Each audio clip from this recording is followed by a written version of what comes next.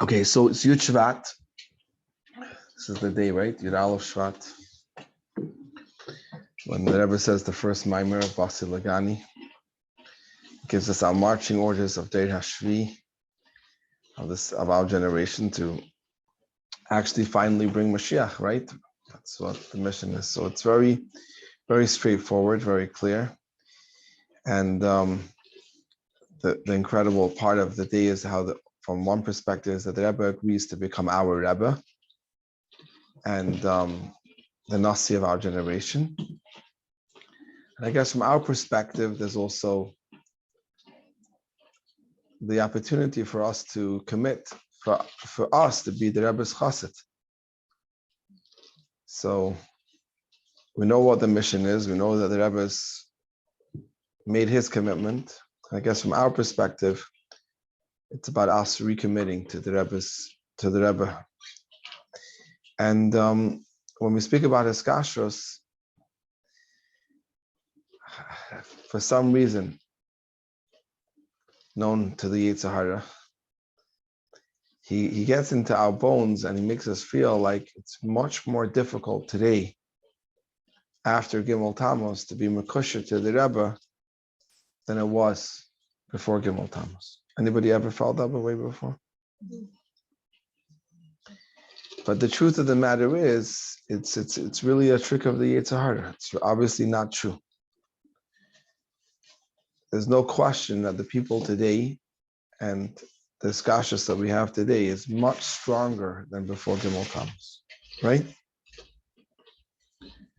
It's self-understood, but just to bring it to life in a real way, some people feel like, oh, when I was by the Rebbe, by the Farbengen, I got $1, I got Krishal Bracha, shook the Rebbe's lulav, especially right in front of the Rebbe.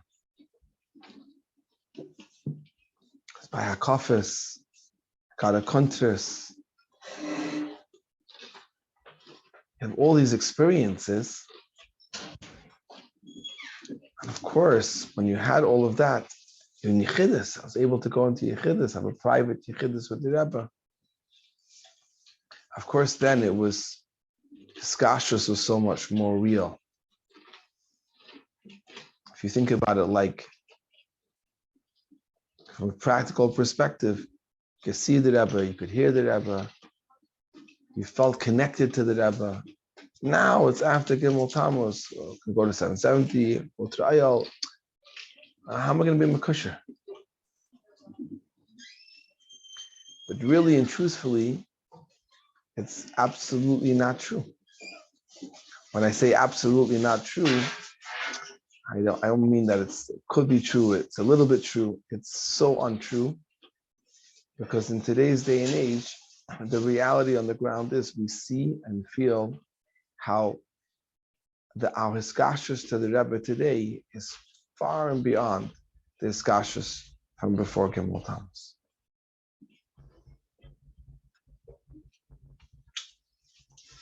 Is anyone that feels that this makes sense? Yeah?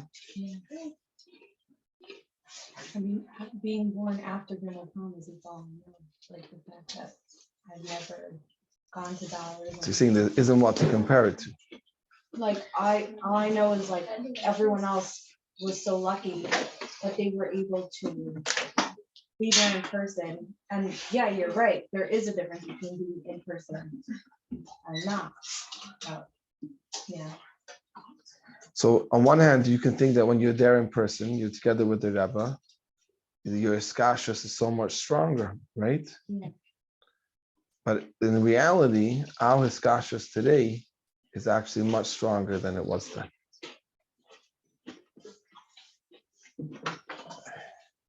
You can't compare our Hiskashrus that we have today to the Hiskashrus that they had then. Why is our Hiskashrus today stronger? If they actually saw the Rebbe and they felt it when the Rebbe's presence in that kind of way, why is our Hiskashrus today stronger? Maybe because he isn't in one place, so we can feel him like anywhere. It's more No. innocent. Sorry, It's more innocent. Nowadays. what do you mean by innocent? Like it's like if we really thought about it too much, we wouldn't have it. So it's more innocent in the sense that like it's coming from a deeper place. That like it's coming from like a soul, it's from an innocent place versus like your mind or whatever. I like the word this coming from the soul. If you think about it, when it comes to Hiskashrus, let's speak about connection. Okay. Now, this connection, especially between two people, is not made like the way you connect two pieces of wood. When you have two pieces of wood, you want to connect them, you use a hammer and a nail. And when you want to connect people, you don't use hammers and nails. Not a good idea. You want to drill a hole in them and put a bolt in, that doesn't work. Gluing people together doesn't work. Tying people together doesn't work. Sometimes you can try and take two people and stick them into a room and tie them together. It doesn't necessarily make them connect and build their connection. So when it comes to people in general, what makes a connection? Not talking about anything spiritual, regular two human beings. It's not the bolts or the nails or the screws or the rope or the glue. What is it that makes a connection between people? It's a soul connection. The way that you feel when you're interacting with that person. So when you interact with a person and you feel connected to them, right? There's a feeling of connection. Does that happen with every person you meet? Yeah. Sometimes we can have what they call an allergic reaction to people, right? Does it happen because you happen to be living in the same bedroom as them? Not necessarily, right? So what is it that builds a connection between two people? How does that connection form? How does it build? What are the tools that we have that can actually build that connection? A lot of times it's like when you go through something difficult together and like you're both stuck in the same boat, it's like you kind of like have to, I don't know, Make it work. So that's a very true point, but I want to analyze that for a moment. What is it about that situation that you're in together that you're experiencing, and because you experienced that together and you got through it, did it make you closer? I think it's empathy. Like it's an understanding that somebody. Understanding. If a person feels understood, right? Empathy is much stronger than understood. But at least if a person feels understood, that creates a connection, right? When you feel like someone has empathy for you, that creates a stronger connection.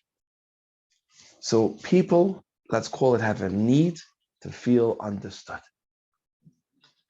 You ever try to speak to somebody and they like, yeah, but you realize they don't get what you're saying. As they say, they were listening, but they didn't get you. And that doesn't create a connection. Obviously, if a person doesn't listen, then they can't get you. Listening is a step in the right direction. But if you don't listen, if you listen and then you feel understood, and even more so when you feel that the person's empathizing with you, then you're starting to build a connection. So if you think about it, when you're having a conversation with somebody and the person actually listens, that's a good step. They're using their ears to connect with you. When they use their brain to think about what you're saying and why you feel the way you do, then you're connecting on a brain level. Not just your ears are connecting, your brain is connecting. And when they emphasize with you and they actually feel what you feel, now you're connecting on a heart level. So your ears, your brain, and your heart are now getting connected.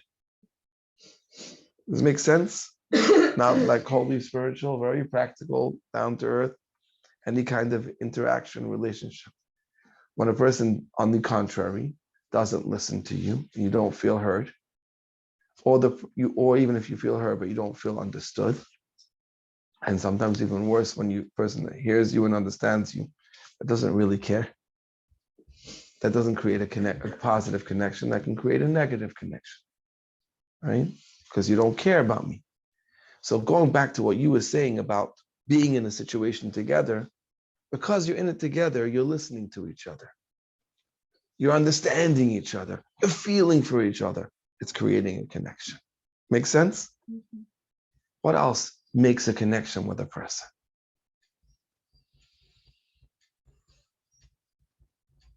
Giving and receiving. So you can be in the same boat with each other. You can listen, understand, and empathize for each other and really care about each other. But it doesn't mean you're going to do anything for each other. When you start the giving point, where you actually do something for somebody, sometimes that person feels cared for because you've done something for them. Or even listening to somebody. So the listening could be what they need. You're fulfilling their needs. So we're going to change it now based on what you just now said, from giving to actually fulfilling that person's needs. If that person needs money and you give them money, that could be very helpful and meaningful to them. If that person needs your time to listen to them, sometimes a person doesn't need even to feel understood. They just don't need someone to listen to them. Sometimes they need to feel like someone cares about them. So we're going back now to a deeper level, is you're actually fulfilling that person's needs depending on what level it may be. To be heard, to be understood, to be cared for. Sometimes they need a few dollars. That's what they need.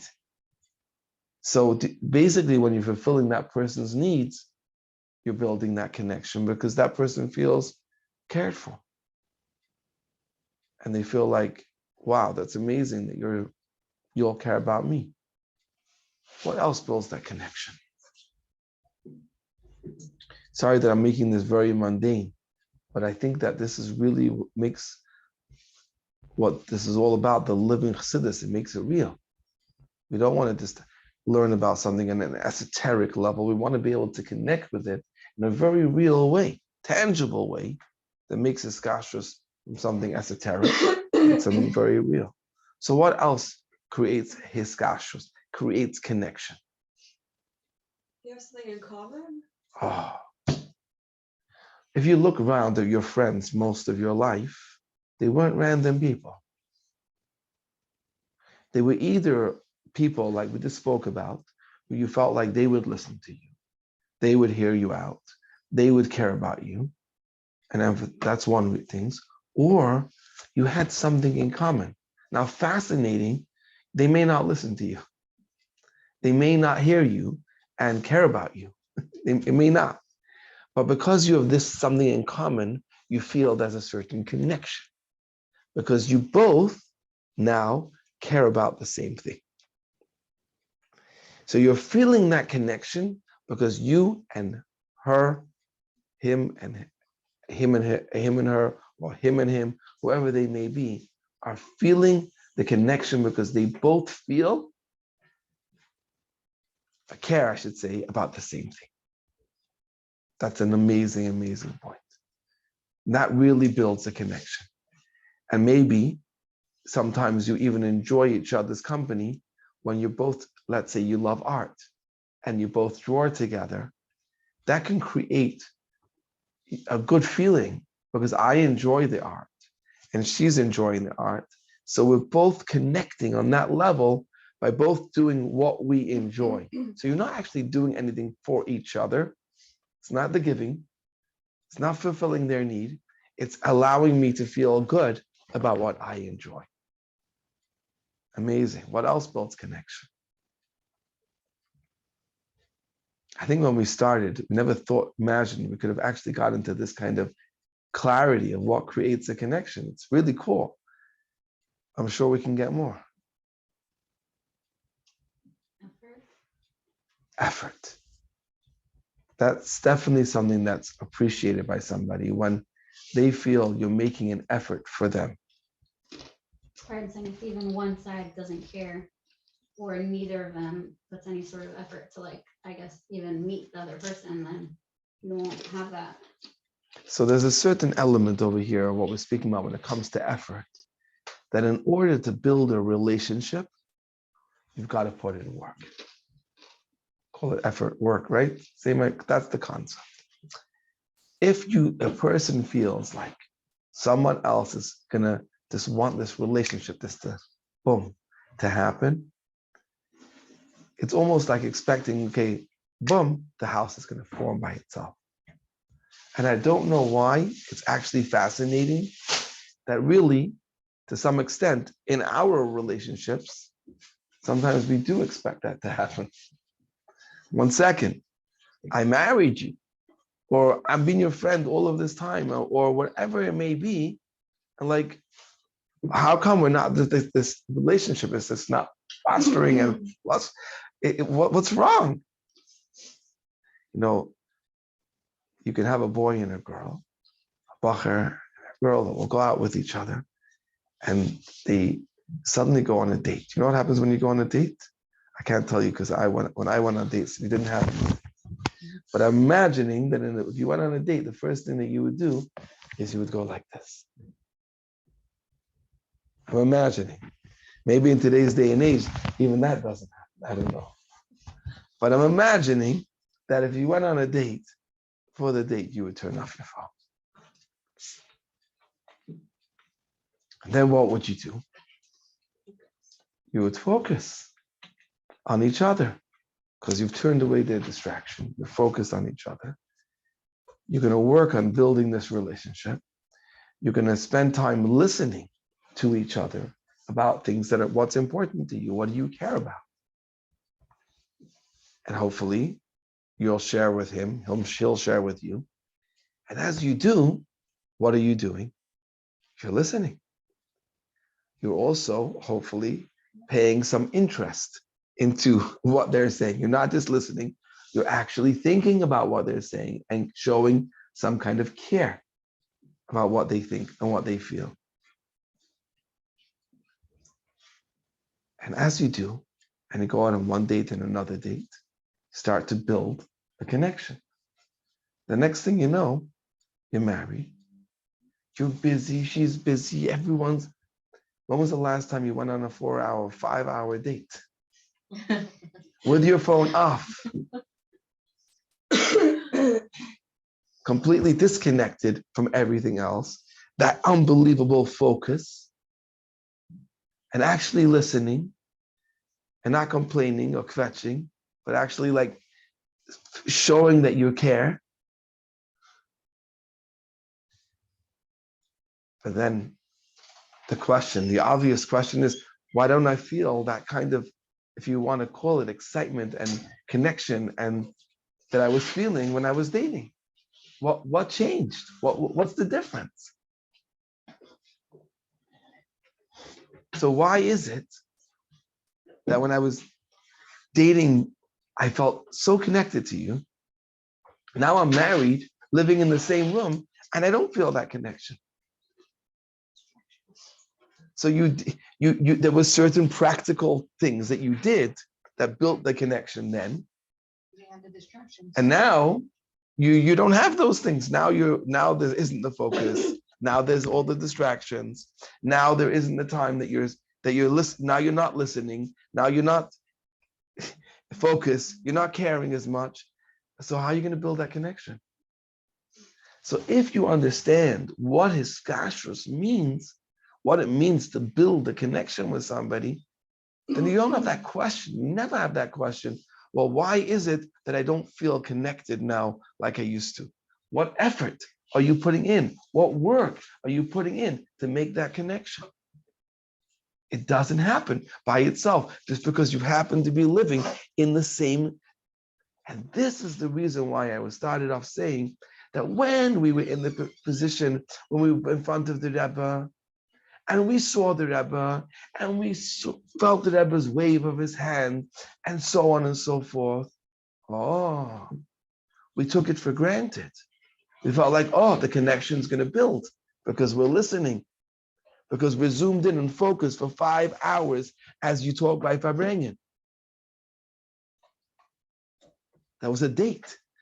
It was a date night that we were zoomed in, focused, nothing else going on, sit there, squashed with one focal point, listening. And then you hear the Rebbe talking and with passion and really pouring out his heart, and you're actually taking it in. Okay. So that would build a connection. In today's day and age, you don't have that. When you walked into the Rebbe, and the Rebbe was in Hiskashrus with you, so the Rebbe you would talk. The Rebbe would listen like a loving father, and the Rebbe would respond. You wrote a letter, you wrote back a letter to you. That was a connection. There was someone listening, somebody responding, someone showing they cared. You don't have that now. So where is there a real Hiskashrus? Before Gimel Tammuz or after Gimel Tammuz?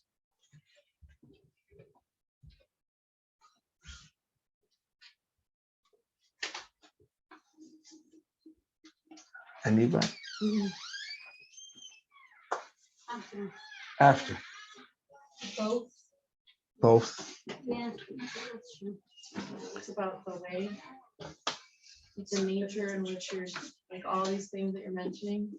So that's whenever it's at its optimum. So in other words, you could have been in a situation, in a state of mind before Gimel Tammuz, where you were present physically, but you weren't present emotionally. You could have been there. You could have been by the Farbengen and not being there. In the Rebbe's words, there was times the Rebbe spoke and said that the people who are closest to me are the ones who are furthest away in Australia. They're actually closer to me. The Rebbe was telling us then that you can be here in the presence by the Farbengen but not be close. And you can be in Australia and at those times not even be able to hear the Rebbe, forget about see the Rebbe, and could be very close. And that's the same true with any friendship. You can have a friend who lives on the other side of the world, and you're so close with them. And you can have somebody who's your roommate and not feel close at all. So connection we've established in a very, very mundane, if you want to call it, and practical level, comes from the effort that you put in and the work that you put in to building that connection. That's what it comes from. Sometimes when it's your roommate, it's like you don't put in the effort because they're right there. Like you don't realize somebody's far away. You're like, oh, if I want to keep the connection, I really have to work on it. So you're like more conscious of it, and you're putting in more effort because they're further away. And then ultimately, you gain a stronger connection. So it gives a lot of clarity why you can have people today who never heard the Rebbe, who never saw the Rebbe, but they have such a strong connection. Because they're actually not taking, they know they can take their Hiskashrus for granted. They understand that in order for them to have Hiskashrus, they're going to have to work hard. Like you just said. So the first thing that we really are clarifying is, just to summarize, that Hiskashrus, in English, building a connection to the Rebbe, you don't do it with a hammer and nails, or with a screwdriver, or with the bolts, or with glue, or with ropes. And that's not how you build a connection with people. That's not how you build a connection with the Rebbe. And when you build a connection with people, we went through very practical tools. It's not, we first of all established, we're not going to go in the order that we went, but I'm going to go in summary order. We have to put in effort. It doesn't happen by itself. If you want to build a connection with a person, you have to be focused on them, on what they want, and what they care about. You have to be prepared to listen. You have to be prepared to not only listen, but understand them, get them. And then when you connect with them to the point that you actually care about them, and you'll go out of your way to do what they want, you can build a connection. And that's very simple, right? Not esoteric, not spiritual, very practical. And like I said before, when it comes to the Rebbe talking to us, how much do we zoom in and listen? It could be a 4-hour Farbengen, sitting down and watching a video and listening. It could be opening a Lakota Sichas and learning the Sikha, but not learning the Sikha as something, if you want to call it, I'm learning a Sikha now. No, I am now going to listen to the Rebbe talking to me. I'm reading a letter and I'm listening to the Rebbe talk to me. I'm going to not only listen and hear what the Rebbe is saying, but I want to make sure I understand the Rebbe. And that's a different Sikha. Totally different Sikha. That's the difference between listening to somebody, as they say in Yiddish, herren, and der herren. The difference between listening and hearing or actually understanding what they're saying. How many times was there a situation in your life where you wished somebody understood you? Just wished there was somebody in the world who just could understand what I'm going through. And if you may be more painful than not having somebody who understands you, is actually having somebody that will listen, and you bare yourself to them and you feel like they didn't get me. It's painful. It's hard. Why? Because you only shared to listen, so someone should understand you. And then sometimes, maybe even worse, when the person understands you, but you feel like they do not care. So you got past the first stage, someone listened, they actually understand you. And sorry, that's life. Maybe Chavches Nissen was the Rebbe turning around to us and saying to you guys, I'm talking to you and you're listening and you're writing it all down. You don't get me. You don't get me. I know you listen. You're a good student. You sit there and you write notes and you can repeat verbatim every word that I say. And you even do what I tell you to do. But you don't get me. You don't feel the pain that we're in Galus. It's okay for you if Mashiach didn't come yesterday, if he doesn't come today or tomorrow. You'll scream ad masai because I told you to, so you listen. You don't get me. I've tried for 40 years to sit here and explain to you what Galus is, what Go'ala is, where our real place is, where we really belong. And you're just comfortable in Galus. You're in a Galus Ruchni Menegeta Avedis Hashem. You're just comfortable in Galus. If you really cared to get out of this place, you would tear the walls down and Mashiach would be here.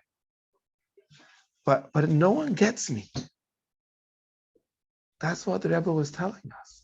Makes sense now? That Sikha makes a lot of sense. He wasn't coming complaining and saying, like no one cares, no one's interested, no one does anything, no one listens to me. No, just the opposite. You listen. You write it down. You scream and shout ad maseh because I told you to, but you don't get me. I'm a person who grew up with a state of mind that this is not the right place to be. Kolos is not where we belong. This is not where a Jew belongs. I've always been looking forward, since I was a kid in Cheder and before, I've been looking forward to this moment where there's a Melech, a Jewish king who rules over the whole world. Everyone in the world follows what the Eibishter wants. The world the way it's meant to be. And you're okay with living the way the world is now. You'll even scream ad maseh because I told you to. That's also part of what your culture has become. Great. But you don't get me. I'm not discussing your feeling with the Rebbe. You want to connect? You want to feel close with somebody? What's the common denominator? Right? The same way we spoke about two people who enjoy art and they'll sit together. There's a common denominator. What's the common denominator between you and the Rebbe? So if we look at Hiskashrus from a very simple, mundane level, how much do we focus on turn off the phone and focus, Zoom and have your date night with the Rebbe, where you listen.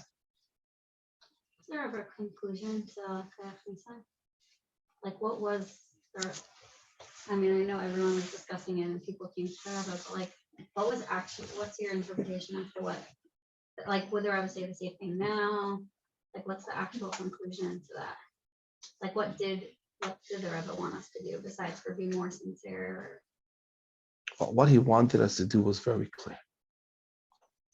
That part's the easier part of what you're asking to answer.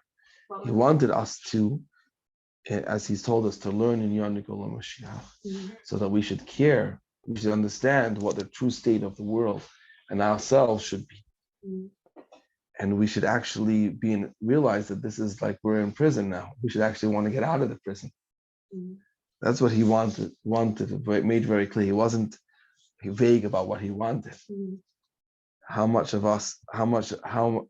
progress have we had? Obviously not enough because we're still in thoughts.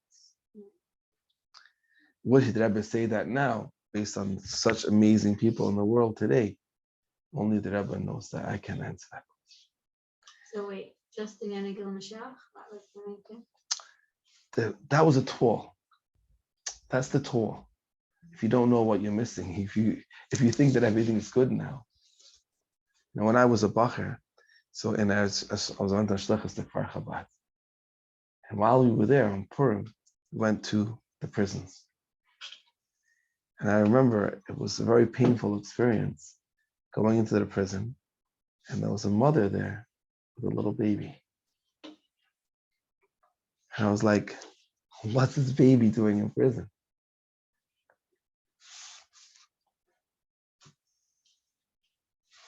And obviously they explained this mother had to be in prison. The baby couldn't manage without their mother, so she's nursing and taking care of a baby in prison. So this baby is growing up in a prison, doesn't never see an outside world, doesn't know any better. So they don't know that there's another world outside. So the Inyan Nigul Mashiach is to learn that this is the prison. There is a better world out there, and that you can actually access it. So that was the tool to reach the goal that we should actually care and connect with the Rebbe on the level that things that were important to him will be important to us. I was walking down the street today and just befriended a person who just happened to be walking by, and I said hi. And he almost jumped at me. I was like, can I ask you a question? I actually had someone waiting in the office for a meeting, but I said, sure, of course. He says, tell me, I have questions if, I'm not sure if I believe in God. So I said to him, would you ask me a question if you believe if there's a fence over here? That wouldn't be a question. If I asked you, do you believe that you exist? That wouldn't be a question. you know that you exist and you know that this fence exists. The only true existence that actually exists, that we can know for sure that exists, is God. That's the only true existence. So you don't have a question whether you believe in God. That's for sure. So number one, let's not use the word God, because you probably have it. All sorts of trapped emotions connect with the word God. So he says, maybe we should use the word creator. I said, yeah, we could use another word like creator. And I said, the fact that the creator is so loving and benevolent and kind is the reality. The fact that sometimes we actually don't feel that is because we have the Yetzer Hara, we have the evil inclination who gets us to want to feel like we want to do other things. So he says to me, no, you don't understand me. I'm a very self-centered person. I said, so you mean you're human? I said, every human being is self-centered, because if we weren't supposed to be, if we were not born self-centered, we would be like angels. And the malachim, these angels are just robotic. They just do whatever God wants, and we would never be able to fulfill the purpose for which Hashem created the world. You have to be self-centered. And the idea is that you should be self-centered, but you should identify with your true self, which is God, and what you really want. So you're supposed to be self-centered, but you're supposed to identify with your true self, and the evil inclination helps you, makes you want to identify as another person who you're not really. I said, why in the world would somebody change their gender? Not knowing that he had done that.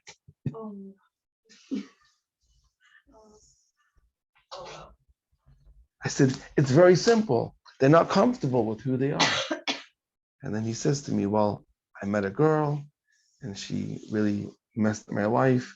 And then as a result of that, I messed up my life even more. I said, listen, we all make mistakes. Let's not focus on that. Now I realize I'm talking to a boy. And I said to him, you put on tefillin yet today? It's 4:30, yeah, now. Not yet. I said, okay, so there's a guy walking by the house and went to put on tefillin. So that was the end of that conversation. But the fascinating part of the conversation was, we're all self-centered. We all want to do what we want to do. The question is, are we identifying as our true selves? Or are we trying to change our gender or agenda or whatever you want to call it? Why? Because I need to fill my own ratzin.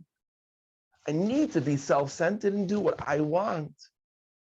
But if I want is what the Eibishter wants, and I feel like I want to be somebody else, I have to change my gender to be somebody else. And then I can fulfill my own ratzin. It doesn't make any sense, but it's illogical to even think that way, because realistically speaking, we don't see the milchama, we don't see the fight, we don't see the conflict, and we don't see how this is all transpiring and how this is all happening. We actually start to think that we actually want what the Yetzer Hara wants. We actually start to feel comfortable with the life that Galus presents to us, because this becomes our reality. So our connection with the Rebbe is connecting with our true inner self, with what we really, really want, with what we really care about, with what's really, really important to us. And the only real challenge is not so much how to connect to the Rebbe, because that's easy once you've connected to your true self. It's more about, how do I connect with my true self? Instead of looking at how do I connect with God as this outside being, it's more, how do I connect with my inner godly spark that's part of me, who my core, my essence of who I really am. As long as we're looking at the Rebbe, the Eibishter, as some kind of external being, then it's very, very hard to make the connection. Because in our psyche, we want to really connect with ourselves. And that's a good thing, not a bad thing. Because our real inner self is the Rebbe. Our real inner self is the Eibishter. It's not a bad thing that the Eibishter created the world, that we should want to have choice. Not a bad thing. Why? We can choose good and we can choose bad. Of course, the Eibishter didn't want us to be malachim, didn't want us to be angels. He wanted us to care and make the right choice, to do the right thing. But that doesn't mean that because he gave us the choice and we should choose, that we should choose bad. So practically speaking, you want to be makusher. It's almost like saying, I want to haja wala. You know what haja wala means? I don't. And if you say, I want to be makusher, and it means the same as haja wala, what does that mean? It's the same difference. But if you break it down into something simple, something practical, something realistic, I want to be makusher, okay. Let me take a mimer. Let me hear what you have to say. Let me think about it. What does this mean practically to me? How does this connect with my actual life? It's very different. Then yes, I want to make an effort to connect with you. Fascinating story. My Zayda, my grandfather, got to know Lubavitch in Tafshin Chav Vav 1966.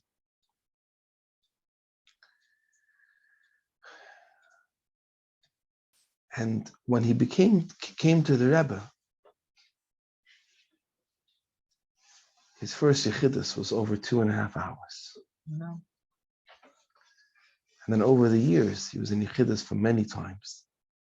And he once sat down and made a list of all the times he was in Yechidus and how long each Yechidus was for. And he worked out that he was in Yechidus for more than 26.5 hours. Imagine spending more than a whole day in the Rebbe's room. Pretty crazy. Now, one of the things, his complaints to the Rebbe was, I got to know Lubavitch. I was very lucky because Rabbi Vogel in England was the shliach, came to me. We're building a new building, and he came for a donation. And I got to know about Lubavitch. But you know how many people are out there in the world who don't know anything about Lubavitch? Why doesn't Lubavitch have a book that explains what Lubavitch is? So the Rebbe said to him, do you know somebody that would make something like that? And my grandparents said to the Rebbe, we will be happy to do it. If we got the guidance from the Rebbe of what should be in the book. And they started to make the first book about Lubavitch. It was called, the Rebbe called it Challenge. The Rebbe called this book Challenge, that the work of Lubavitch should be a challenge to the rest of the world to follow. Now this goes till the years of Yud Shvat, Toshin Lam. By that time, my mother had already left the city of London, not a Jewish school. And she had written to the Rebbe, she wanted to go off to Eretz Yisrael, to do different places, and her parents weren't very happy with the choices that she wanted to make. And she decided she'll write to the Rebbe and explain why it's the right thing for her to go. Anyway, she ended up, to cut a long story short, she ends up in seminary in France, in the Lubavitcher seminary, Yisrifka. And Yud Shvat's coming. And there's this huge commotion because the Rebbe is now going to finish off writing the Sefer Torah that the Frierdiker Rebbe started to write to greet Mashiach. You can imagine the Rebbe is now going to finish that Sefer Torah. What does that mean? Mashiach is coming. My mother couldn't leave France, but she says to her father, to my grandfather, Daddy, if you don't go, I'll never talk to you again. He was just finishing up the finishing touches of the book that he had been working on with the Rebbe for years. It wasn't like today, he sat on a computer, Make a mistake, delete. Then you made a mistake, you retyped the whole article.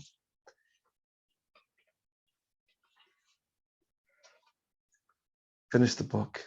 The last article in the book is about Shavuos. It's like 3/4 of the page left. It finishes off just like 3 lines or 4 lines at the top of the page. So it's like almost 3/4 of the page empty. So they quickly get an artist to draw a picture of a Torah. Goes to a beautiful bookbinding place to get it bound really beautiful for the Rebbe. And he goes to the Rebbe. Comes to Mashiach Sefer Torah. There's the whole siyum. They were putting the crown. You will see in the pictures. They were putting the crown on the Sefer Torah. And after the siyum, there's a Farbengen. Farbengen on Friday. There was Farbengen afterwards on Shabbos. There was lots of Farbengen. He's sitting by the Farbengen. I'm not sure if you've ever seen a video of the Rebbe encouraging people by the Farbengen to say l'chaim. The Rebbe would go like this. That was a sign to say l'chaim. While he's sitting by the Farbengen, the Rebbe turns to him. He goes like this. You know what this means? This means you take a big cup, you fill it up, and you say l'chaim. So it wasn't vodka, it was wine. But if you ask people what the wine was like in 1970, it was more like gasoline than wine. Very, very strong and not very tasty. But the Rebbe tells you, you fill it up, he lifts it up to the Rebbe, huge smile. They connect, say l'chaim, and he drinks a cup of wine. But after that, he felt a little dizzy. So he put his head down onto the table just to relax a little bit. When suddenly he feels someone tapping him on the shoulder. So he lifts his head up and he looks around. The person next to him points to the Rebbe. He looks up. The Rebbe's staring at him. A huge smile. And the Rebbe goes like this. It was like, no way. All right, here we go again. Fill it up all the way to the top. Lifts it up. Beautiful connection, l'chaim. This time it took a little longer to finish the cup. And I remember him telling me after the second cup, I didn't feel dizzy anymore. Once he finished the second cup, his head wasn't spinning. Now it was just the walls that were spinning. It wasn't his head. And again, he puts his head down, and this time, gonna rest a little bit and get over this second cup. But it didn't take long. There was another tap on his shoulders. And the same thing happens again. The Rebbe, once again. And this time it's the third cup. And after the third cup, he didn't put his head down anymore. He just simply went outside to get some fresh air. Fast forward, Yechidus. He's standing outside in Gan Eden Atachten with this book, Challenge. And Rabbi Krinsky comes. He comes back with the pictures that they just found of the Rebbe.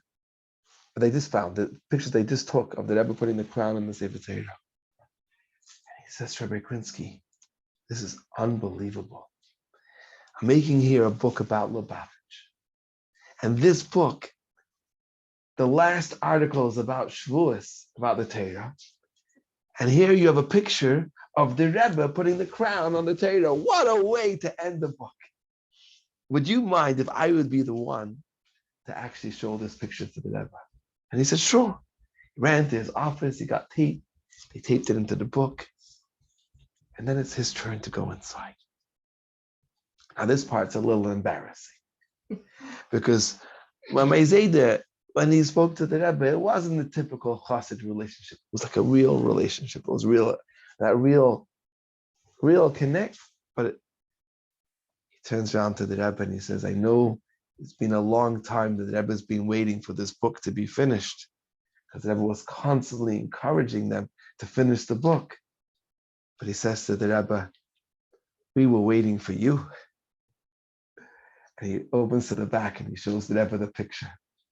We couldn't have done the book without this. And the Rebbe looks at the picture and he says, I see there's a picture of me at the end of the book. And I know there's a picture of me in the beginning of the book.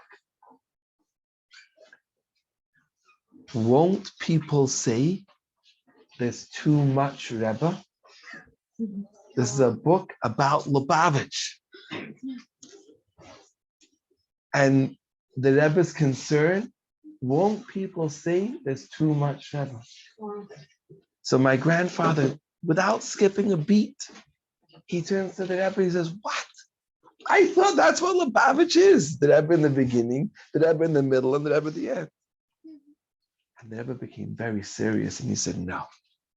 Lubavitch is over 200 years old, and I'm only 68. Oh, wow. And then he turned with my Zeta and he says, Mr. Rada. We called him Rada, but the Rebbe called him Rada. He says, Mr. Rada, I noticed that you were missing the part of the Farbengen.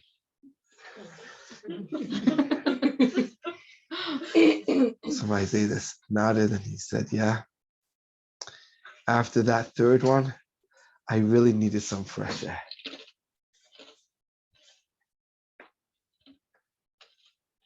So the Rebbe said to him, I hope I didn't cause you any harm. So he said to the Rebbe, Chas v'shalom, a Rebbe can't cause anyone harm, but I'll be honest with you, I do feel bad that I missed part of the Farbengen.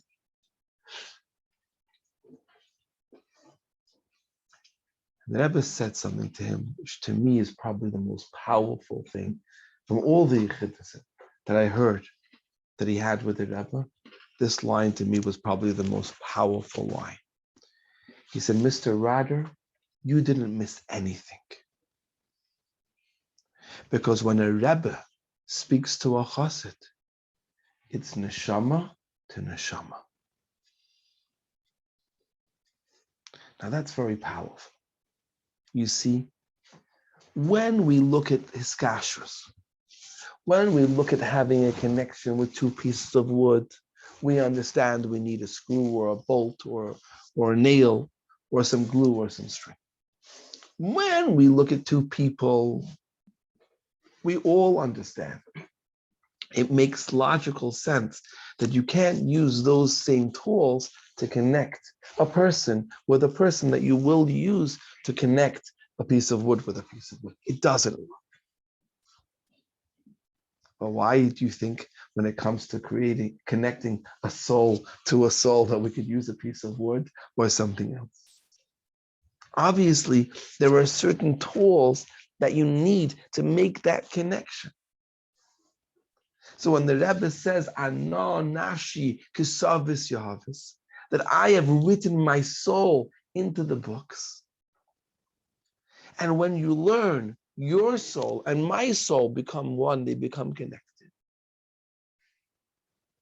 So when we do the things that create the Hiskashrus, when we put that effort into learning Chassidus, to learning the Sichos, to learning the Maimorim, then you can create that soul connection. Now you want to feel it also? That's something separate. Then listen and use your physical components. Use your ears and listen. Use your eyes and watch the video. Use your brain and think about, what does the Rebbe want? Use your heart to care about what the Rebbe wants and make that effort to give the Rebbe and do what the Rebbe wants. Then you can feel that spiritual spiritual soul connection. Because it's not a question if you learn the Maimer, you're connected 100%. But you don't want that. That's not enough for you. You want to feel it physically. So connect on a physical level. Listen, look, focus. Go on that date. Spend that time where there's nothing else in your life, nothing else going on. You're totally focused on the Rebbe. Build that connection make that effort, you'll feel it. I'm going to tell you something mind-blowing that I just found out very recently. When I was 2.5 years old. Not big at all, right? Not like I can take any credit for this because I was only 2.5. So obviously this credit goes to my parents. But I'm 2.5 years old. And my father he knew where it was the whole time. He didn't find it. He was going through the letters that he wrote to the Rebbe. How does he have the letters? If he wrote them to the Rebbe. Whenever he wrote a letter, first a draft of what he wanted to write. And there was obviously mistakes or this or that. When he finished, he had clarity of what he wanted to write. He repenned the letter without any mistakes. So as a result of that, he had a copy for himself. And he kept that copy of the draft. Or sometimes if it was a typed letter, he had made a photocopy of that letter as well. He sends me this letter that he wrote to the Rebbe when I was 2.5 years old.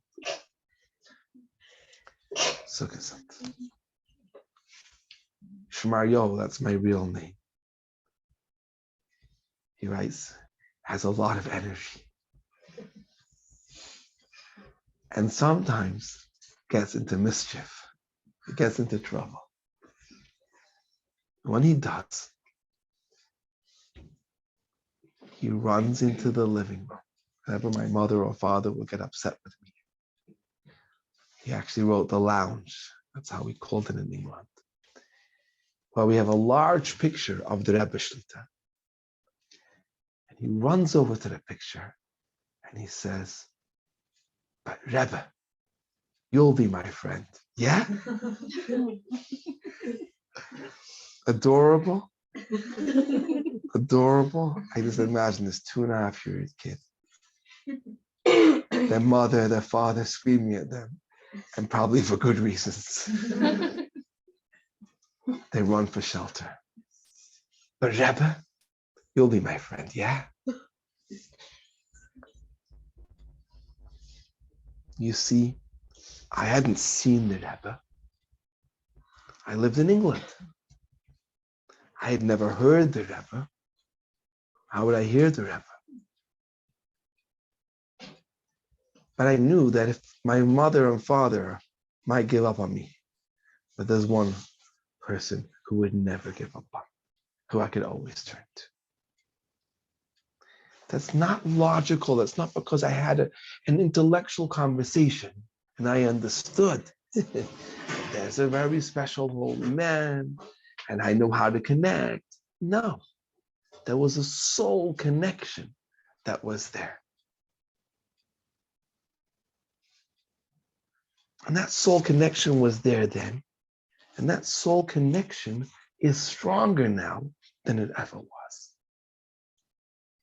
And more accessible now for us to connect than it ever was. If we use the right tools. Does that make sense? I don't get how people that did see the Rebbe still have a relationship with that. Like I get the before is one type and after is another type. What about the people, I know it's not so relevant to all of us, but what about the people that saw the Rebbe and then didn't? How do you? So for example, I'm one of those people. I was 6 years old. I was very lucky that my father and my Zayda came to the Rebbe, and I came with them as a 6-year-old child, and I had a personal yichidus with the Rebbe. My father and I went into the room, the personal yichidus with the Rebbe. And of course, we came back from my bar mitzvah, and then every time I could possibly come after that, whether it was Tishrei or any other Didan Natzach, whatever experience we could possibly come for, we would fly in.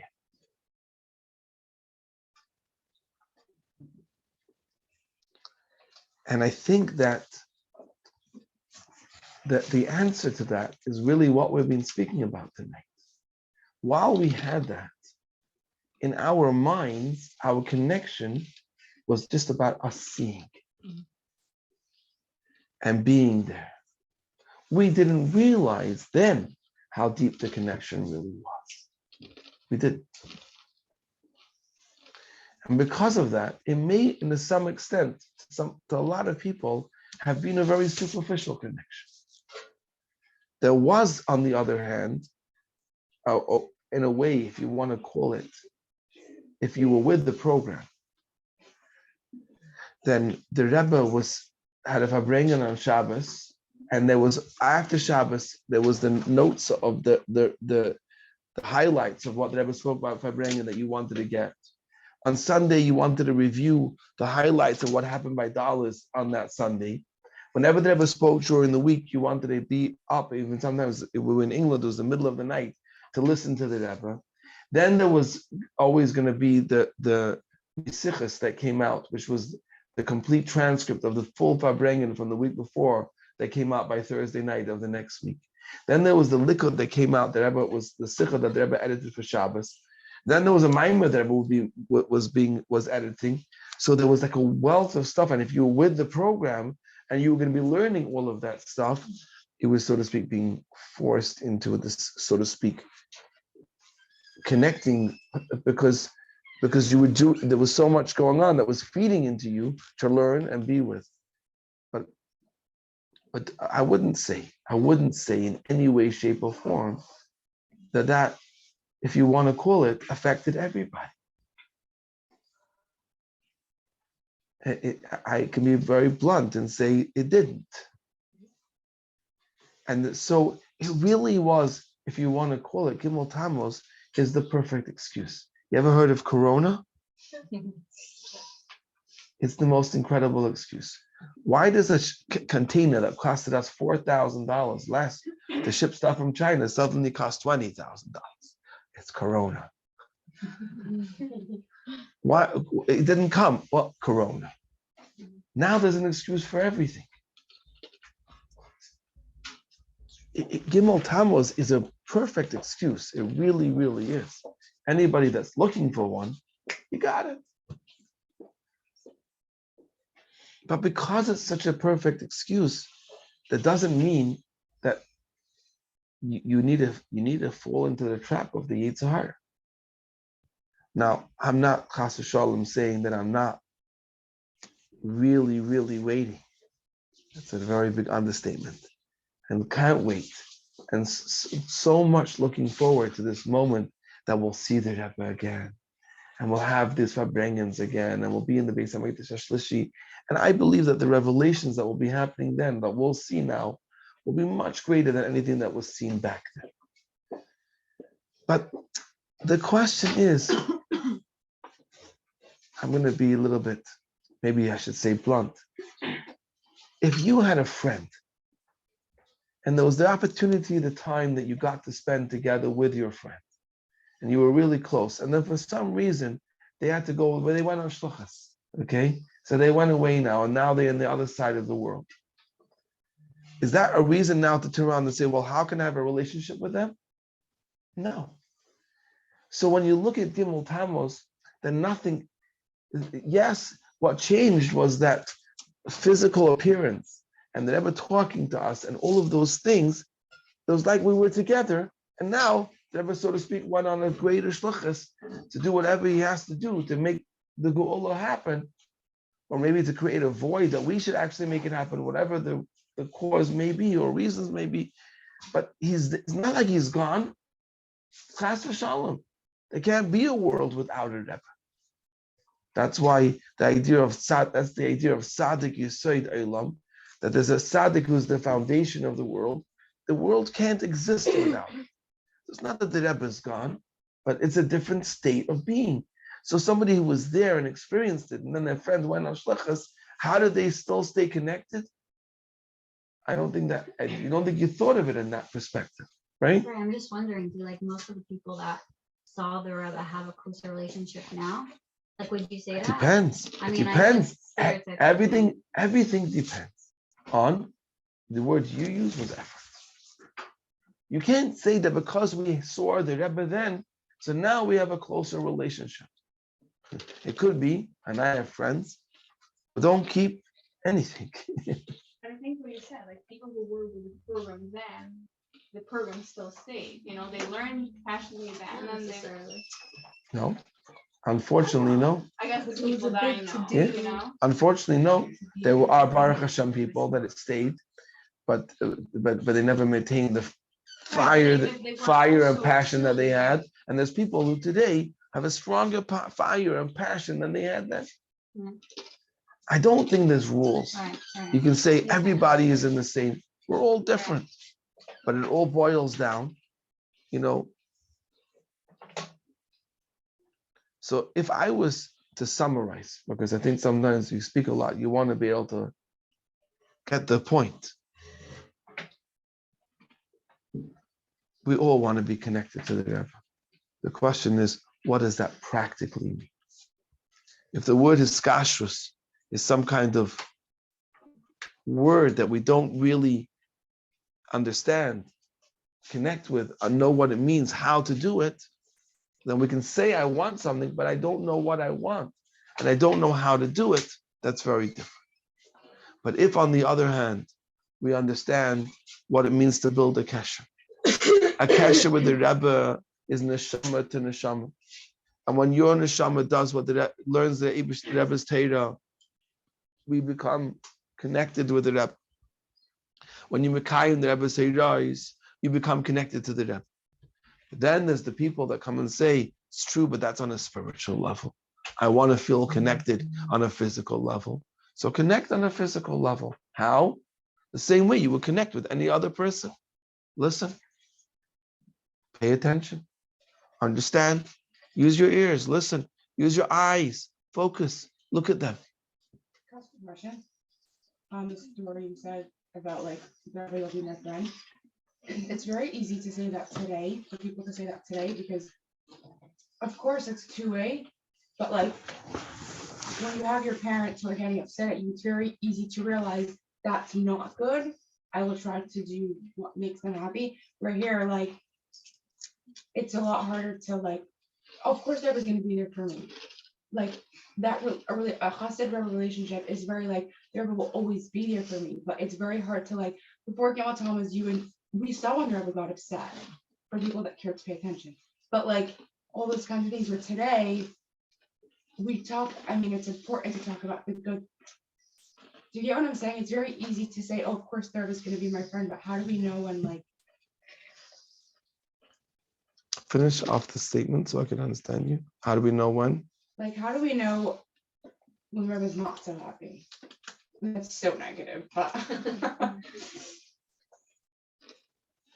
I want to ask you a question. Okay. First of all, I think I understand you. But before I answer you, I want to make sure I do. I think that what you're saying is that it's beautiful to speak about the Rebbe and his love for us and the things that make the Rebbe happy and the connection the Rebbe has to us. But is there a negative side as well, where the Rebbe gets upset with us? And if you say that there isn't, we've actually seen times by the Farbengen how the Rebbe is screaming and shouting and really frustrated. So there seems to be like a way that the Rebbe could be getting frustrated with us. So, and we don't talk about that.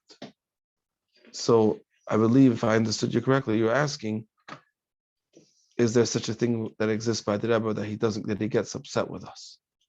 Right. Yeah? Yeah. Is that exactly what you're asking, or am I missing something? That. Because I can't answer you if I'm missing something. You know, it was that. And it was a part that slipped my head. I think it's also like, if your parents, let's say you knew right away that they were upset. Oh, I want to say, like, it gets a little careless. Like, it's fine, Never loves me anyway. Or like, there was always going to be there for me, so like, it's fine. Like, it's easier to just brush things off when it's like, no, actually, Never cares more than anyone else would. Like, just adding to that. So, I want to just give you an example. What just happened to you? Okay, you spoke. I was listening. I tried to pay attention to what you were saying. I got probably a part of what you were saying, But I think I missed the main point of what you were saying. Because the main point of what you were saying was not so much is there a possibility that the Rebbe sometimes is frustrated with us, but actually, is it good to just to say, don't worry, the Rebbe, you'll be my friend.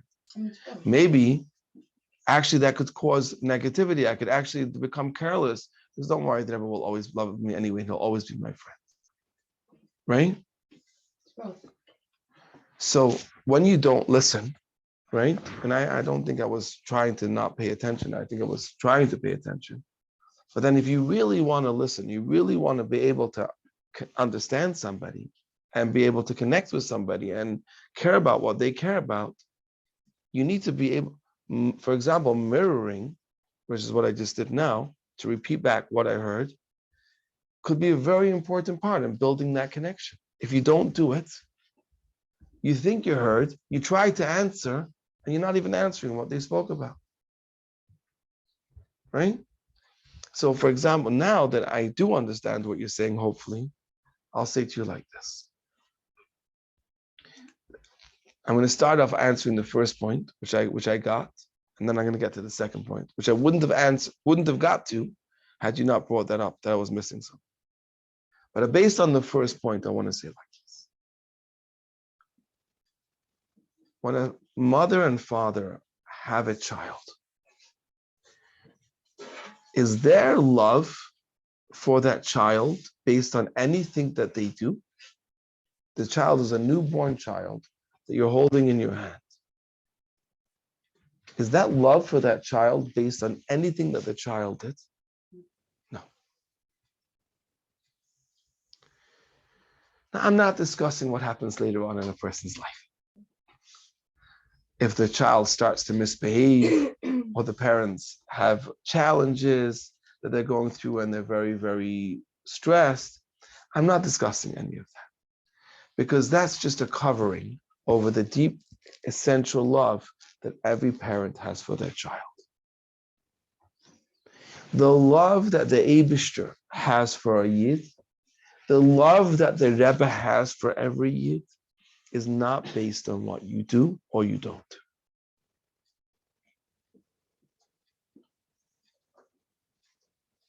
That's not. You're their child. And by the Eibishter and by the Rebbe, they're healthy parents. Healthy parents in the sense that they don't allow, you know how many times you can have a child who, when we're human beings, we might be parents, but we're also human beings. And sometimes a child could be frustrating. It happens. Sometimes they could be annoying. And sometimes, as human beings, you can get frustrated with your kids. Is that taking away from the love that you have for your child? Or is that actually just a reflection that I'm stressed right now and I can't deal with this right now, and I really, really love you, but like I can't handle this? So by the Rebbe, you don't have that default or that fault of the human fault of him getting frustrated with you. No. When I say no, I mean never. Does the Rebbe have pain from the fact that we're not doing what we have to do? Yeah. But his love for us and his pain for us is, in essence, we're one soul, much greater than the love that a mother or father have for a child, which they're physically one essence. This is spiritual, it's much greater. Our DNA, not physical, spiritual, is the Rebbe. We're part of the Rebbe. And he feels that. And he loves us, not because of what we do. Does he get nachas when we do good things? Yes. Is he in pain when we do bad things? Yes. Does that affect the relationship that we have with the Rebbe? No. In fact, maybe it strengthens it. It strengthens it when we do good things, that he feels the nachas and it strengthens it. And when we're not doing what we're supposed to, he feels that pain and that also strengthens it. How we respond to that is a whole different story.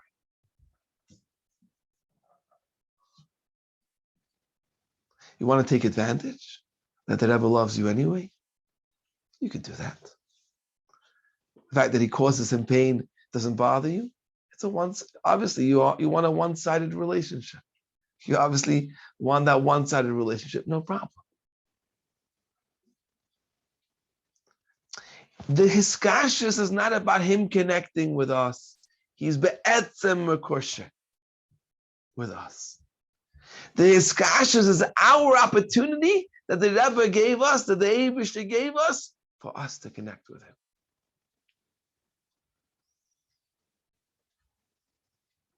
Did that answer your question?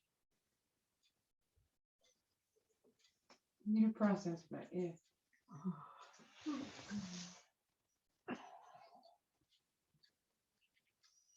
I feel like sometimes the child needs to put in more effort because the care and the love from the parent is going to be automatic because of how much because of and the amount of giving that the parent has done has created a bond from the parent's point, but not necessarily did the child put that effort in.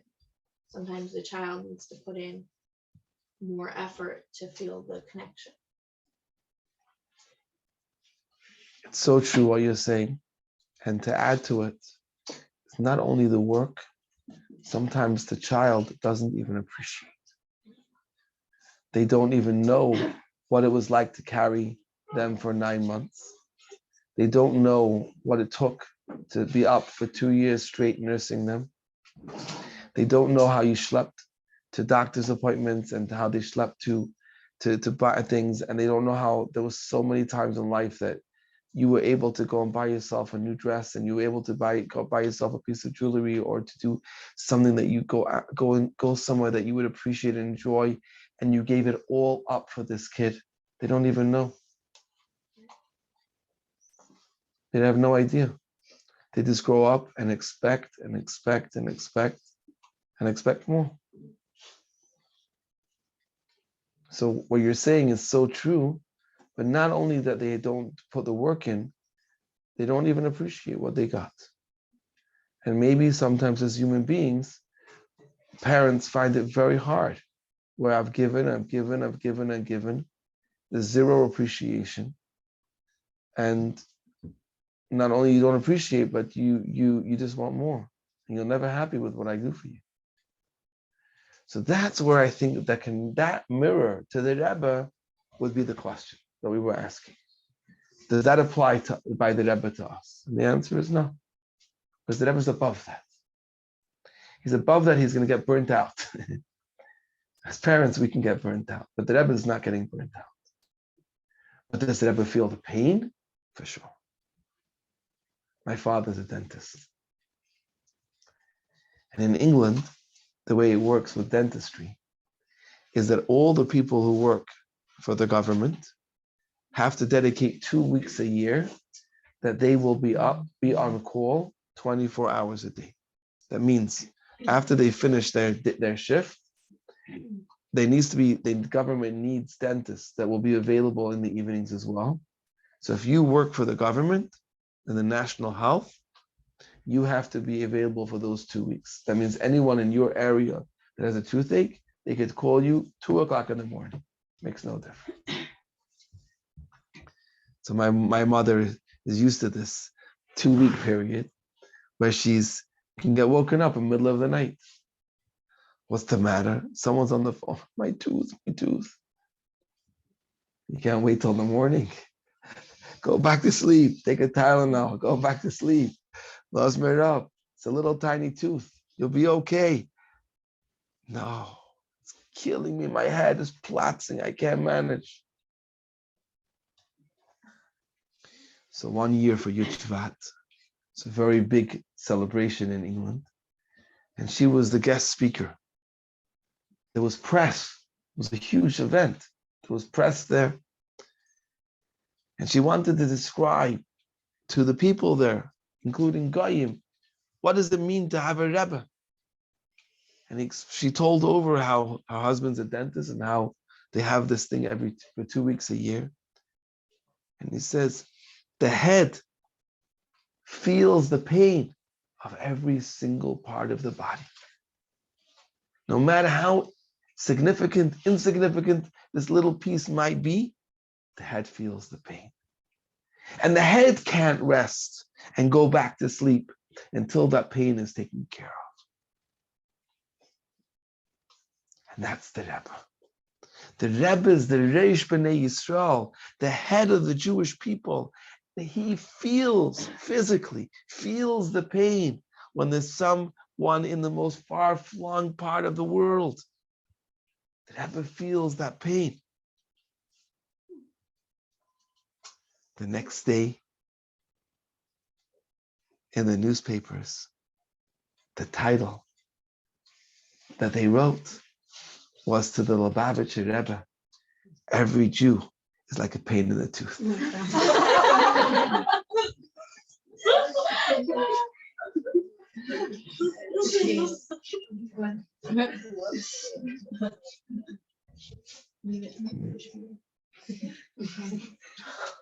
So yeah, the Rebbe does feel the pain. There's a story of a girl in Brazil. She was she was getting married and her parents, like, they weren't from, but they called up a rabbi there and they asked him for help. And he came and he spoke to her and she was very polite and she listened and then she said thank you very much and she walked through the door and she said, but I'm still gonna marry him.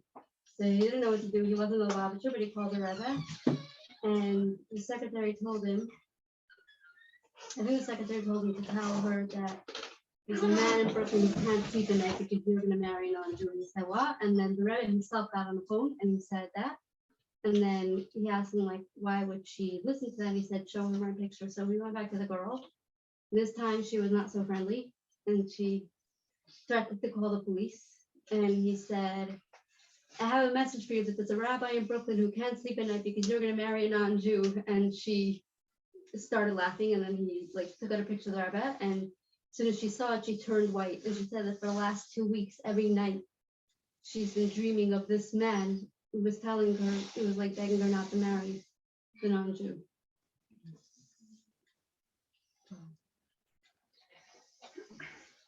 It's a very powerful story. We've all heard the different incredible stories that constantly happen. And how the Rebbe is very connected to us. And this is what Yud Shvat is. Yud Shvat is the day that the Rebbe, he said, I'm going to become Rebbe. He took that upon himself, which means I'm going to be connected to you. The question for Yud Shvat is not, is the Rebbe going to become Rebbe? He did that. The question for Yud Shvat is, are we going to become Chassidim?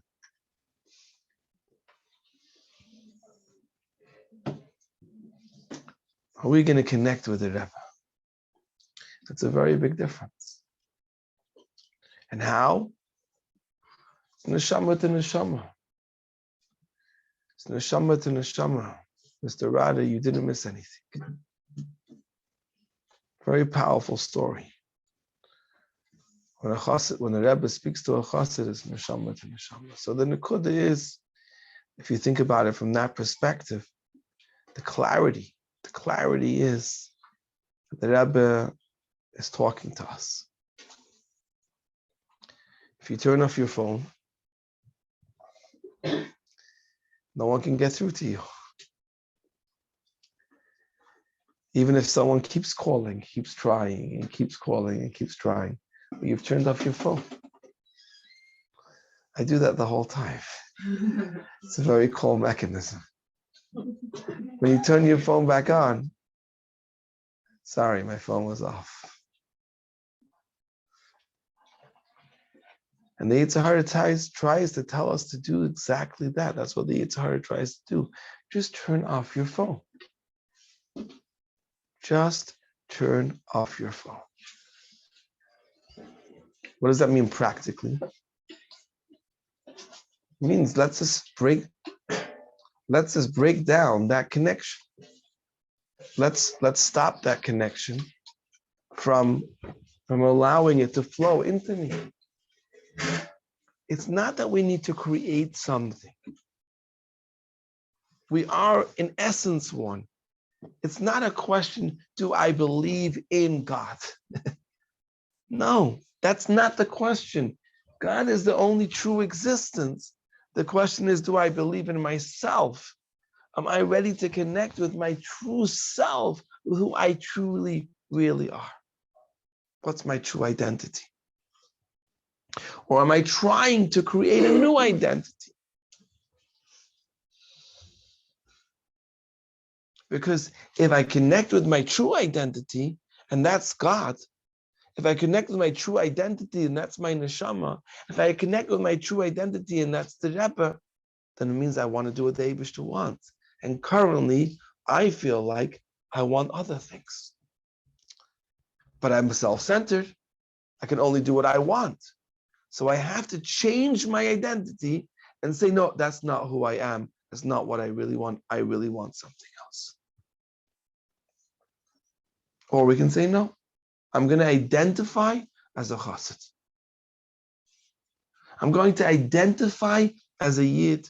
I'm going to identify as a chassid. That's who I am. I'm going to join the Rebbe's army. I'm going to be committed to this mission. And I'm going to make sure that we complete this mission. I'm part of this army, and I'm dedicated to completing this mission and making sure it actually happens. That's different. Why is it different?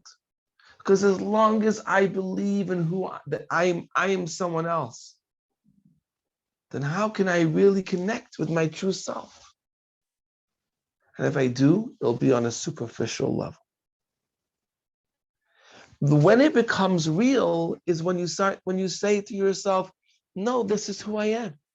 And this is what I really want.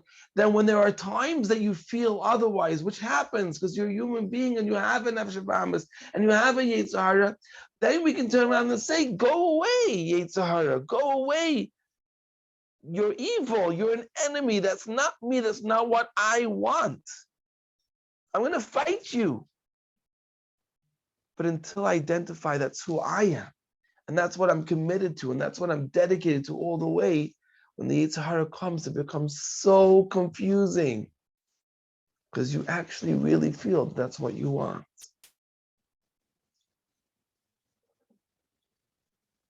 I mean, I'm assuming that I'm not the only one who has a yetzer hara. I don't know, maybe I am, but I'm assuming that you also have a yetzer hara. And I don't know what way your yetzer hara plays with your head, but that doesn't make a difference. It's whatever, I can tell you one thing, I know what he's going to play with your head. Whatever is important for you, and whatever will he play with my head, whatever is important for me, that's what's going to happen. So when the yetzer hara comes to me and he says to me, come on, you know that you enjoy this, you know this feels great, you know this is what you want. If I've identified as a soldier, to be able to be in the Rebbe's army, to be in Hashem's army, to fight this war, then I have the possibility to turn around and say, you're the enemy. But if I haven't identified that way, then maybe I could just simply choose, okay, I'll identify to be here now. And because I do enjoy it, it does feel good. Or I don't want to do this now, it's too difficult. No problem. No problem. It's too difficult. Just identify now as the yetzer hara soldier or somewhere in the middle, and then it's okay. If you're not a soldier and you're not committed to war, so I'm not going to be all the way here, and I won't be all the way here, I'll just choose a new identity. Why is it that it's so pathetic for people to believe that someone's going to change their gender? That's like crazy, right? But to change the agenda, that's okay. What does that mean? Who are we? Who are we? Of course, we're going to be self-centered, but who are we? What do I want? Truly.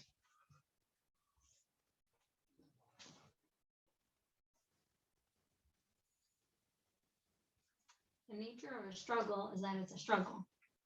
Meaning it's not, you're No. gonna lose a lot Mm. if it's a struggle, because then that's what a struggle means. Struggle Let's doesn't mean- identify what you're saying. Stop for a second and listen for a second. Okay. The nature of a struggle is a struggle. Meaning that when there's a struggle, it's not a smooth, we're not malach, it's not a smooth sail. Right. And there's going to be a situation where there's going to be, the enemy is going to fight with us, and it's going to be a struggle, and sometimes we're going to win, and sometimes we're going to lose. Right. Right? And therefore, like what are we meant to, like the nature of a lot of minds is that we aim for perfection, or we know, or take Hiskashrus, for example, we're talking about, like, a lot of us know or are learning and now know what ideally we should be doing. I personally am a very lazy chassid, and like there's a lot of things that I know I should be doing, and I just can't. I know you can't say haven't can't. got there yet. Yeah, they're just hard. So you don't do that. They're hard. Like the definition of hard is that it's hard. That you can't. I see that you're consistent. The definition of a struggle is a struggle, and No, the definition I'm of saying, like, hard is hard. Yeah, I'm saying if you. I would like to repeat what I'm hearing, because I don't know if I'm understanding. I heard what you said, but I don't know if I understand you. What I'm hearing is that the Eibishter created us not to be malachim. He dafka wanted us to be here in this world and to struggle. And the nature of a struggle is that we're going to be struggling, and it's going to be difficult, and sometimes we're going to win and sometimes we're going to lose. Right. So that part I understood. In other words, I understood what you said, but I don't understand what you want to accomplish with what you said. And therefore, Right, and therefore, do you have tips?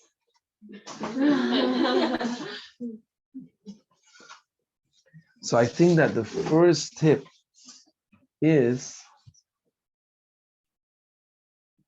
being honest and real that your life is a struggle, and recognizing that and being able to identify what is the struggles. In other words, like this. This is very, very, very straightforward, very simple to understand. I didn't say simple to do. But I think that it's, if you're asking for a practical advice, this is where it's at.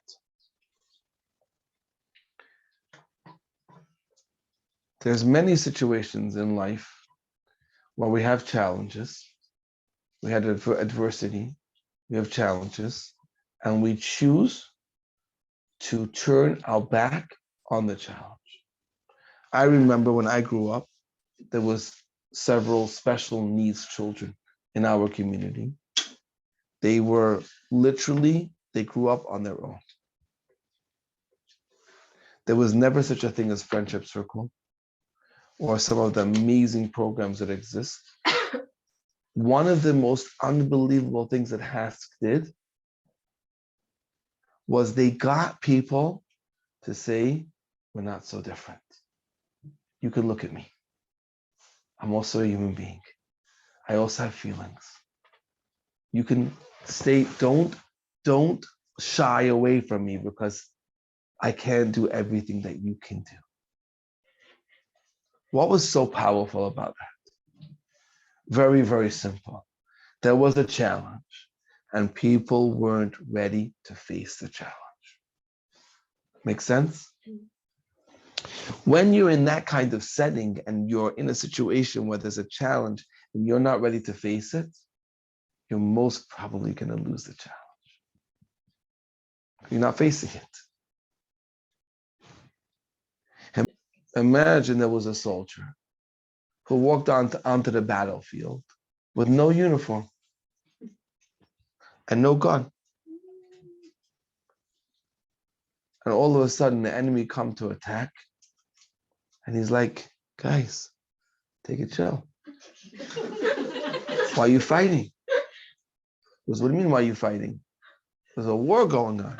There's no war. There's no war. There's no war. They come to our side. Your side, my side. There's no sides. Sure, I'll come to your side. And then you see another soldier who goes out to the battlefield with a uniform, with a gun, with the best ammunition. And before they come to attack, he proactively attacks them. What would you say is a better soldier? Soldier number one or soldier number two? Number two. None of them. Number two. Why none of them? Why is he attacking? Why is he attacking the enemy? Yeah. He can't defend himself on his kill. They're the enemy, that's why. Enemy equals attacking. So it depends. If there's no war, then what in the world is soldier number two doing? She's 100% right. If there's no war, why are you attacking? It depends if there's really a war or not. So if there's no war, what happens is practically, you're going to go out there and attack, you're a crazy guy, right? But if there's a real war and you walk out there and say there's no war, then you're the crazy guy. But who do we live like every day? Soldier number one or soldier number two? Depends on the day. Depends on the moment of the Someone who pretends there's no war. Oh. Depends what the enemy looks like. See, that's the bigger challenge. It depends what the enemy looks like. If we don't have a clue what the enemy is or who the enemy is, and we don't realize that some of the things in our life that we're doing, that we love and that we feel so connected to and we can't disconnect from, are actually our enemy controlling us in the most deceivable way. So it's not a problem to have a challenge. It's not, that's what the Eibishter wants. It's not a problem to fail the challenge. The Eibishter knows you're going to fail the challenge. That's not the issue that it's difficult. The issue is your mindset. Is this, am I ready to be a soldier? Is there a war? And if there's no war, I don't need to be a soldier. But if there is a war, then I do need to be a soldier. Then I do need the intelligence to understand and know which part of my life is me, is what I really want, and which part of my life is my enemy, who I might lose. It's okay. But at least I know it's the enemy. But you never want to identify as the enemy. What is this whole new thing of identifying as someone else? It's not random. It's us. We're identifying, instead of identifying as a soldier of Hashem's army, we're identifying as a soldier in the Yitzhar's army. So practically, it's not that you're going to change your life tomorrow or tonight, and suddenly everything in your life is going to work out differently, and you're going to suddenly now have no more struggles, or it won't be difficult, but it's very, very different. I grew up as a kid. The thing that was most important to me in my life was my soccer ball. I don't know if you've ever could imagine what it means, ki heim chayenu, va'eirech yomeinu, uvahem nege yomam v'layla. In school, when I was sitting in class, I never sat back on my chair. I was always sitting at the edge of my chair because I was waiting for the bell to ring so I could run outside and play.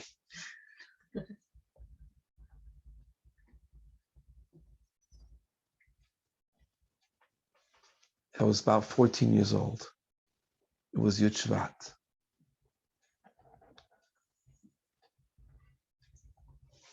And some Meshuggah, I still want to know who he is, in America, sent the fax. That was the level of communication in those days. With an idea for people, for the fact that it was our Barim Shana, 40 years of the Rebbe's Nasias, to learn 40 Memorim Baal Peh. Each kid or else Each person. Now I'm crazy. So I decided that I'm going to do it. My parents, my teachers, my friends, everyone thought I had lost the plot.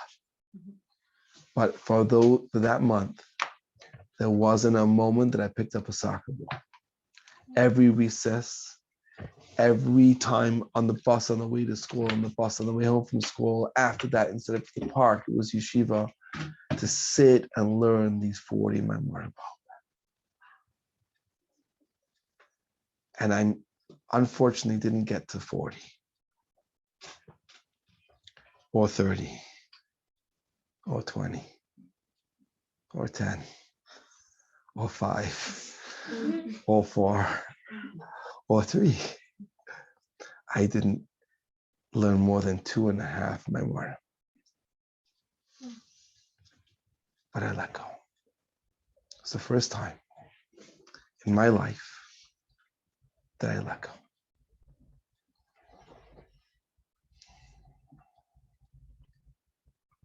It was only for a month.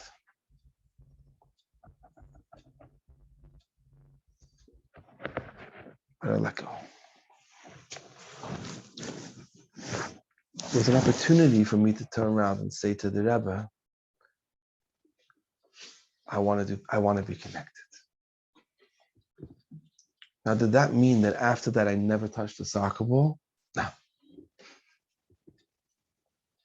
That was different after that. It was different. There was a feeling like, if I may say this, if I'm allowed to say this, I think that some of us, if you've never had the feeling of connection in your life with another person, there's nothing that you can't explain what it is. But when you actually had a feeling of connection, honestly, there's nothing more valuable. Nothing. There's things that we enjoy. There's things that we appreciate in life. But then there's the deeper things in life that are so valuable to us, and that's the connection. And when that connection happens, and you felt it, it was like nothing gets close. Nothing gets close. And that doesn't mean that I became a tzaddik. That doesn't mean that I don't struggle.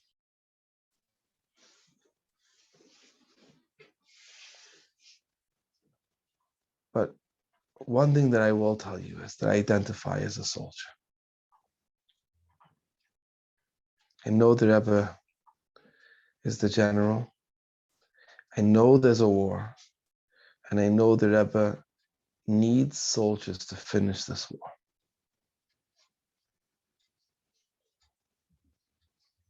And a lot of us could turn around and say, I don't want to be a soldier. I want to be a spectator. You ever heard of the Chazer? The Chazer was someone who was able to know his previous Gulgulim. The Gulgulim, the reincarnations, the times that he was here in this world. It's funny because I once heard the story being said over in the name of someone else, but who doesn't make a difference who it was. But he says that he remembers the Gilgal when he first came down to this world as one of Yaakov's sheep. And then the next time he came down to this world, he was one of the Bnei Yisrael who left Mitzrayim. So they asked him a question. Whose side were you on? Moshe? Or Korach? So he turned around and he said, I was standing in the middle. So they said, what? Moshe Rabbeinu? Korach? He said, very funny. Hindsight is 20/20. Now you look back and you see that Korach was swallowed up in the ground. Whose side were you on? How got? At the moment, it looked really real. Moshe Rabbeinu was going to the Ayal, right? She would go to the Ayal Mayid, and he would speak to the Eibishter. He came back and reported in the name of God. Korach came along with practical arguments, standing in the middle. It's so much easier for us to stand on the side. It's not that I don't believe the Rebbe will take us out of Golus. It's not that I don't believe that Mashiach can come right this moment. I'm actually looking forward. I'm waiting for it to happen. I am. I really believe. I believe it's going to happen. And I'm really waiting for it to happen. Just let somebody else do it. Ever felt that way before? It's not that I don't believe in the Rebbe. It's not that I don't want to be part of this. Just don't put that responsibility on me. Don't make me responsible. And the answer is no. That's what the Rebbe cries by the Maimer and says, whether you like it or not, you were given this, you were put here in Deir Hashvi. This task was given to us. So it's not that it's not a struggle. Of course it's a struggle. It's meant to be. It's not that it's going to be easy to do. Of course it's going to be difficult. But at the same time, how do you identify? What you're saying, that you should just feel, not just, but be aware of the struggle and forever see it. I don't see it as okay or just in the back burner, like constantly see it as a struggle. Exactly. Imagine somebody running a race. Mhm. You know what? You ever seen those races where you have like the barricades that we have on Kingston, those metal barricades? They have like what's it called? Those races we have to jump over the barricades. Imagine somebody, instead of realizing that's the kind of race that they're fighting, they'll think it's a regular race that they have to run.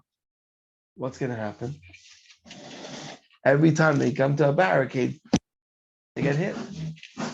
And you get to a point where you feel like, I don't want to run anymore. Stop. I don't want to get hit like that. But if you went into the race knowing that every time you went over the barricade, you hit another level and you're going, then you look forward to these barricades. Each time your eyes are open, waiting for them, because that's going to take you to the next level. It's not that it's going to hurt you.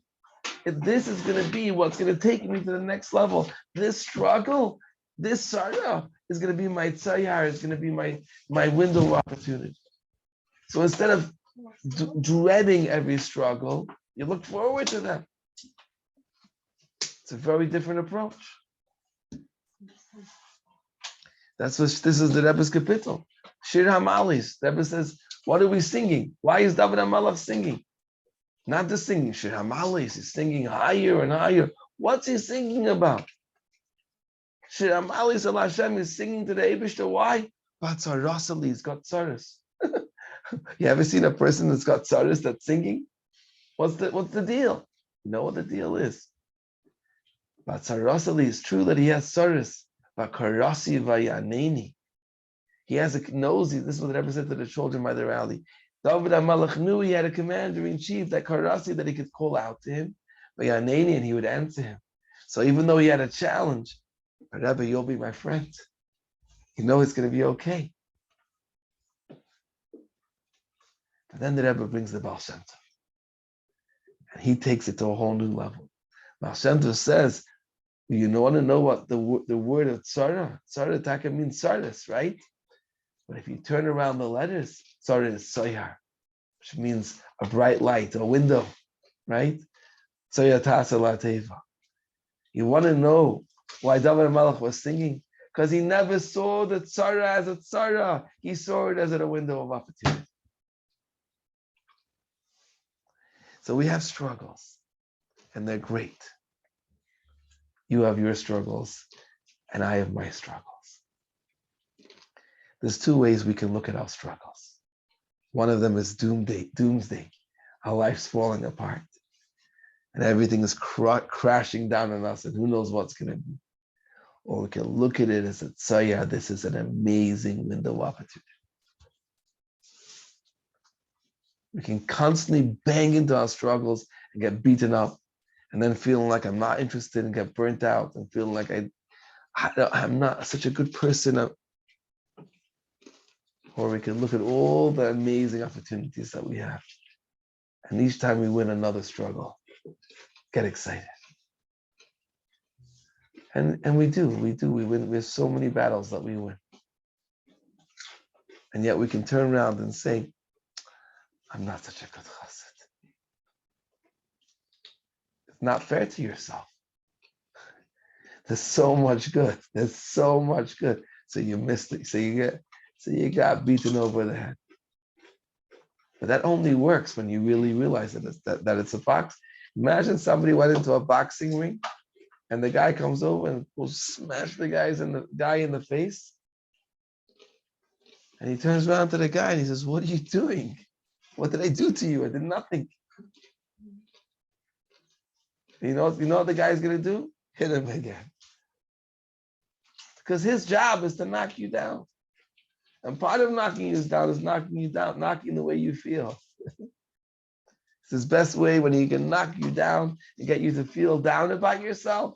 He's got you. It's not good, just a lazy. Lazy doesn't mean not good. Yeah. Be a great hustler, but I don't think we're so lazy. not I don't think so lazy. No, even you. I think there's a lot of good that you're doing. Do you have a battle plan? No. So it's basically all or nothing, right? Either I'm going to be now, stop being lazy and do everything like a tzaddikus, or I might as well be lazy, right? That's how he tells you, right? Not true. Imagine you had a battle plan. Now I'm going to do this, and you get that done. Now I'll do this, and I get that. Anyway, L'chaim, isn't it an hour yet? Yeah? The breaks close. L'chaim. I hope I didn't take you away from wherever you had to be for too long. This is where we have to be. And Yes. thank you for exactly this. where we have to be. Thank you for this special schus to be able to bring. thank you. Mitzvah Hashem will be able to do what the Eibishter wants, do what the Rebbe wants. We'll join the army, fight the enemy. And the good part of Service Hashem is that we know that we're on the winning team. And this is the Maimer of Basil Lagani last year and the year before was all about Service Hashem. You know what this year is all about? Bizbus Haitzros. You have everything going for you. Nothing that the Eibishter won't give you to win the war. So it's going to be amazing. Amen. Amen. But as long as there is, let's fight.